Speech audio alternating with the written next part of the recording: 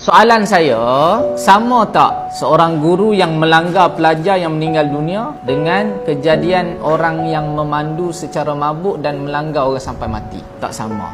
Dalam Islam, dia ada satu fiqh jinayah yang membahaskan tentang al-qatlul amdu dan al-qatlul khata'u. Okay, apa beza di antara al-qatlul amdu dan al-qatlul khata'u? Al-qatlul amdu adalah pembunuhan yang disengajakan. Al-qatlul khata'u adalah kejadian yang melibatkan nyawa orang juga, tetapi dalam keadaan tidak disengajakan. Pemandu mabuk ni dalam kategori apa? Al-qatlul amdu ke al-qatlul khata'u? Dia memilih untuk mabuk, untuk merosakkan akal dia, kemudian dia drive kereta, dia pergi tepuh orang mati. Itu dipanggil pembunuhan yang disengajakan. Jadi tak sama. Kemalangan yang tidak disengajakan melibatkan nyawa ni, apa hukuman dia? Hukumannya adalah diat. Maka diat dalam Islam ni adalah pampasan ganti rugi yang melibatkan nyawa. Gitulah lebih kurang. Jangan kita jadi supaya keyboard warrior di luar sana lah. Cikgu ni pun dah pergi jumpa dah family dia, dah minta maaf. Sampai satu masa kita akan buat satu kesilapan yang kita tak boleh nak elok.